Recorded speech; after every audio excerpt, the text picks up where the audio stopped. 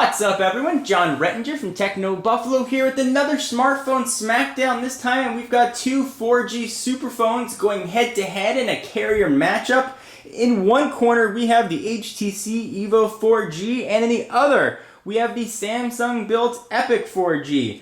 We're going to compare these two suckers in a 9-round test and see who comes out on top.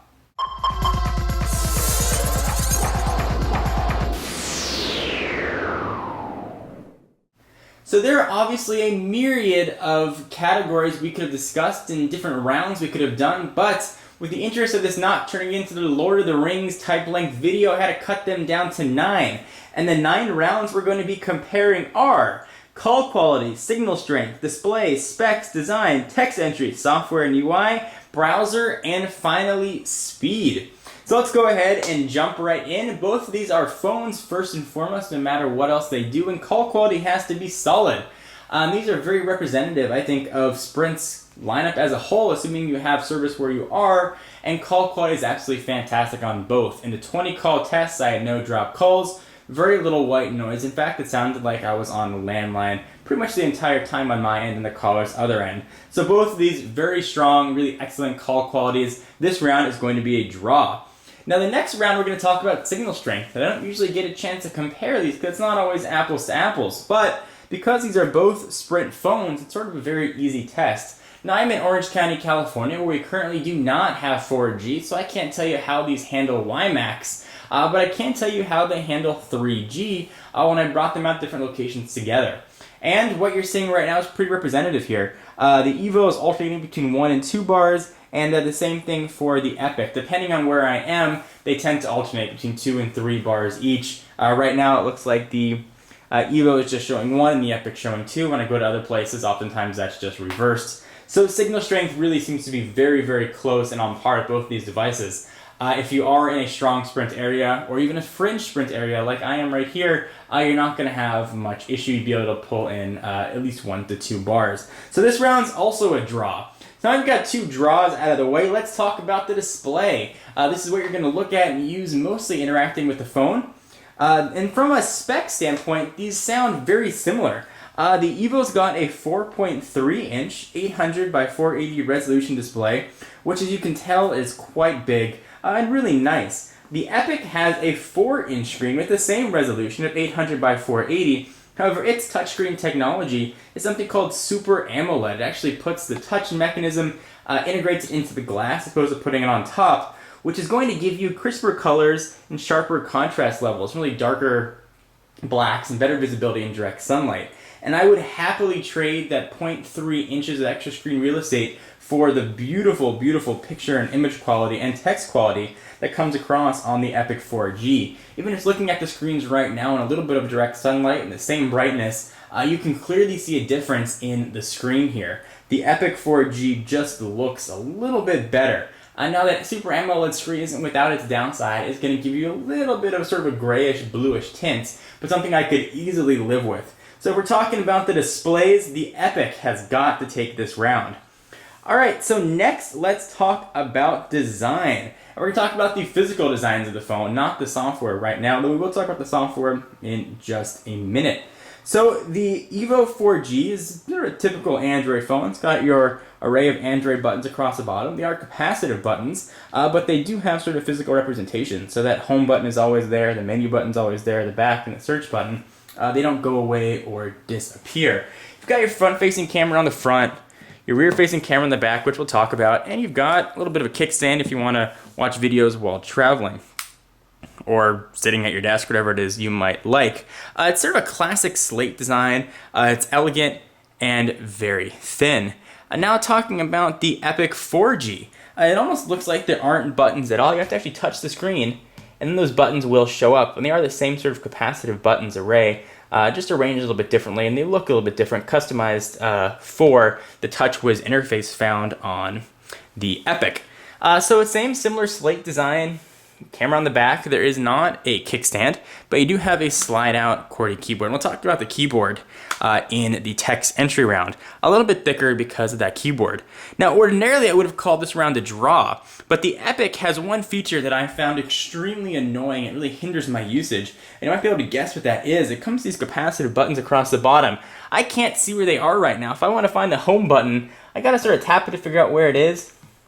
And there's the home button. I don't always know where to tap, and it disappears again. So oftentimes what would just take one tap to hit the home button sometimes takes two to make it light up and show you exactly where it is. And I found it to be very, very, very annoying while using the phone. And that one little detail really can hinder the user experience. Now, it's nothing you can't get past, certainly, but at least from my standpoint, I found it to be a little bit less than a positive.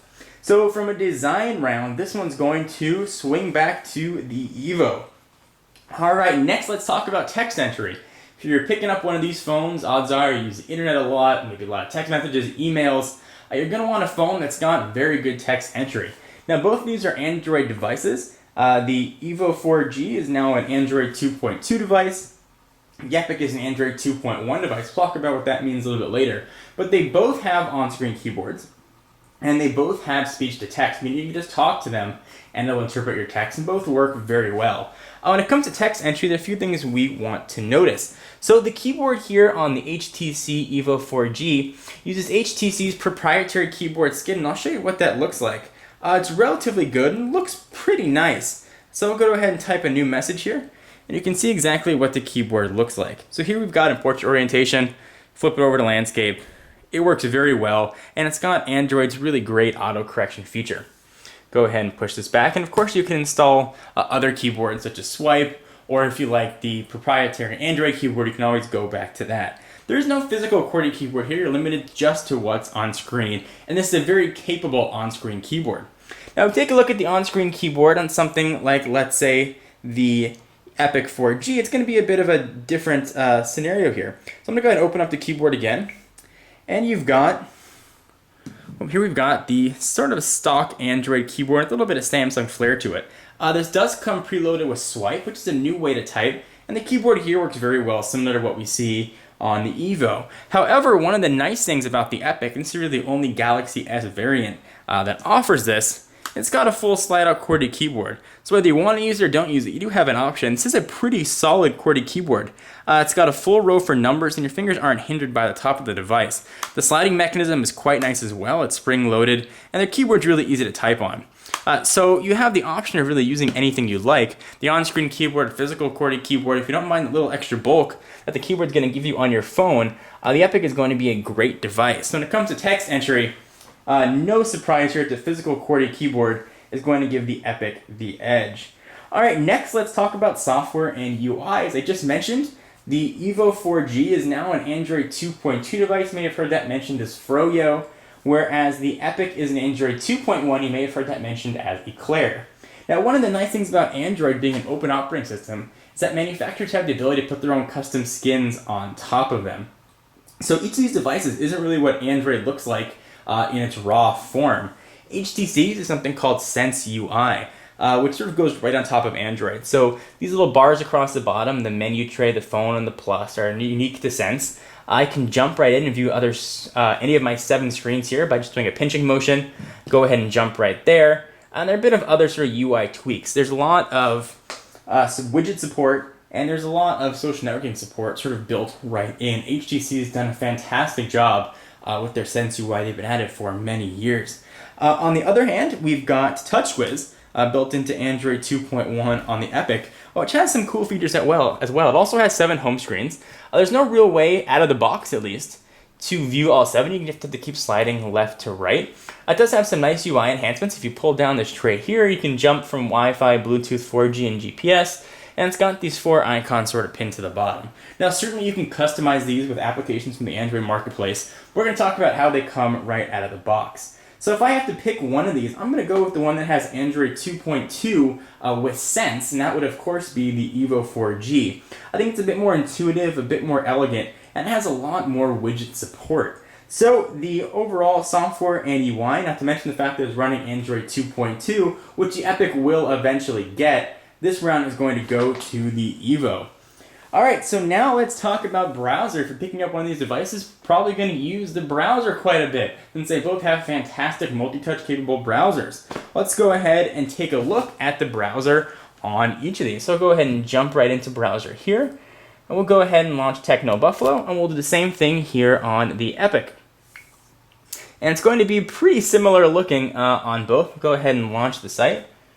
And this has been loaded on both devices before in the past. So while this is still pretty much loaded, as I clicked it first, let's talk about the browser on the Evo. Of course, multi-touch, very quick to react, works really well. And since this is an Android 2.2 device, it does have full support for Flash 10.1. So if you visit websites that use a lot of Flash content, you're not going to have any trouble viewing it on the Evo, and it has the power to handle it as well. It's really going to be a little bit choppy and not as smooth as it would be on your desktop PC, but it's going to work. Scrolling is a relatively smooth affair. There isn't any sort of that pixelation at the bottom you get from fast scrolling. You can see the content changing here, utilizing Flash, whereas right now on the Evo, that little content or advertising block is actually blank. So pretty smooth, very nice experience. Multi-touch really works as you'd expect. Go ahead and zoom in and zoom out. Jump on over to the Epic. You do not have Flash support since it is not yet an Android 2.2 device, although presumably it will get Flash 10.1 support, as Samsung has said it will. Browsing, this pinch and zoom works even a little bit smoother than perhaps we see on the Evo, and scrolling is a pretty smooth affair as well. Works pretty well on both devices. Now this is going to come down to, not surprisingly, the ability to run Flash. This is sort of a Android 2.2 versus Android 2.1 type of debate. Now this round is going to have to go to the Evo. However, once the Epic does get updated to Android 2.2, this round would most definitely be a tie. But as of this filming, which is September 24th, 2010, this round has got to go to the Evo 4G. Alright, let's talk a little bit about speed. How fast are both these devices? Their spec sheets are incredibly similar. And actually, before we jump into speed, let's talk about the specs of each device. The spec sheets read very similarly. So the Evo on the left has a 1500 milliamp hour battery. They claim to get about 6 hours of talk time, 4.3 inch screen at that same resolution we talked about earlier, 480 by 800. It's got 8 megapixel camera with dual LED flash, and if I was going to go into more depth and more rounds, I would have shown you camera. However, cameras work pretty well on both of these. It's got a front-facing camera for video chat, Android 2.2, Snapdragon processor at 1 GHz, 512 megabytes of RAM, and of course 4G capable. The Epic spec sheet sounds almost exactly the same. 1500 milliamp hour battery, 6.5 hours of talk time, 4-inch Super AMOLED display screen with a resolution of 480 by 800. Only a 5 megapixel camera, and that does have LED flash, and has a front-facing camera as well. Android 2.1, the Cortex A8 Hummingbird, clocking in at 1 gigahertz, very similar architecture to what we see in the iPhone 4 and Apple iPad. 512 megabytes of RAM and 4G. So while you are going to get on the Evo a little better camera, on the Epic, you're going to get sort of that full slide-out QWERTY keyboard and the Super AMOLED display. So it's really going to be, half a dozen, 6 of the other. It's almost exactly the same depending on what you like. So this round is clearly a draw. Spec-wise, these things are really stocked to the gills with all the specs that you'd expect from a superphone. Alright, so now let's talk about speed, which I allured to a little bit earlier. Let's see how quick both these devices are, and this is going to be a test of, I suppose, the Snapdragon chip versus the Hummingbird chip in the Galaxy S or the Epic 4G. So go ahead and go to Home. I'm going to go ahead and quit all applications here. I'm going to use the same task killer to kill all of these. So we have sort of all our available memory free. Kill all selected apps, and I know that both of these skins sort of use different things in the background that sort of aren't killed. This is about as fair as a test we can get without sort of eliminating all the skins. None of these are running live wallpaper, so that's not using any sort of memory. We're going to go and open up similar applications. So I'm going to go ahead and open up 2 that I just downloaded from the Android Marketplace. These are 2 free games. We got Paper Toss and Angry Birds. Let's go ahead and open up each and see if we have any sort of speed difference here. Go ahead and open up both at the same time, which can be much harder than you'd expect it to be. Alright, so just a little bit quicker loaded up here on the Evo. Go ahead and close out of this. And close out of that as well. And I'm going to leave those open in the background. We're going to do the same things to show what the speed differences are. I'm going to go ahead and jump back, and let's try some angry birds and see if there's any speed difference here.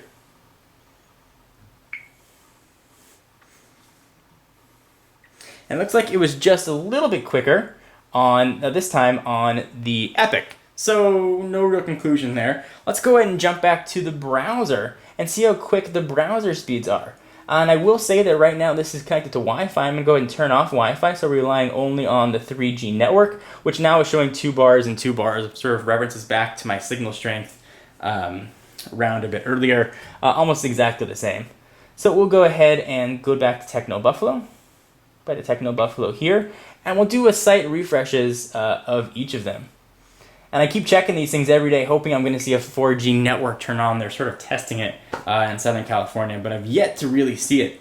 Now, I should mention that this is not going to be the fairest test because there is some Flash content being loaded here on TechnoBuffalo. I do want to show you what it's going to look like when you're loading a website that maybe might have a little bit of Flash. And I'll tell you what my results have been while doing speed tests. So we're going to go ahead and do simple refreshes of each. Go ahead and open this up. Open this up right here. I've got TechnoBuffalo queued up. I'm going to go ahead and hit go. And hit go right here. And they are both off, and they're both connected to the same 3G network. This is not a Wi-Fi test. We're going to see which one is quicker. So it looks like the Epic showed content a little bit earlier. You can see the green progress bar at the top, but now the Evo sort of passed it and showing a bit more content. And we are still loading here. And it looks like, surprisingly, the Evo finished first and the Epic finished second, which is quite interesting and really actually representative of the other tests that I've done. So despite having to load Flash content, the Evo was still a little bit quicker in web browsing. And that's really been sort of representative of what I've seen. I did a test previous of 10 web pages, and the Evo actually loaded 7 of them quicker. Not noticeably quicker, like we saw here, 1 or 2 seconds. Nothing that's really going to make or break the device. But from a speed standpoint, it definitely was a little bit different. So speed and the final round is going to go to the Evo 4G. So for those of you keeping track at home, here's how our 9-round Epic throwdown went. Call quality was a draw. Signal strength was a draw. Display went to the Epic. Specs were another draw. Design went to the Evo. Text entry went to the Epic. Software and UI went to the Evo. Browser went to the Evo. And speed went to the Evo, meaning the Evo is our winner. We're taking 4 rounds. The Epic took 2, and we had 3 draw rounds. Both of these are really fantastic devices. If you prefer a QWERTY keyboard, you can't go wrong with the Epic. If you're sort of deciding which one to get and you're not sure whether or not you care about that QWERTY keyboard or not, I think the Evo is going to be a more solid choice. Generally, I enjoy using the Sense UI a bit more than I have on TouchWiz, although that may be just a personal preference. I like the little thinner, despite the fact that it's a little bit larger, then it fits in the pocket without creating excess sort of bulge. If you will. Either way, you can't go wrong, especially if you get 4G service wherever you are. You're going to be able to pull down some blazing hot speeds, especially with the mobile hotspot capabilities that both devices have. So do you agree, disagree with my results? Love to hear what you guys have to say. Be sure to check out TechnoBuffalo for all your tech news and for exclusive content and giveaways. Check me out at Twitter, twitter.com/John4Lakers. And for all of our YouTube stuff, it's youtube.com/John4Lakers. I am John Rettinger, and I am going to exhale and see you in the next video.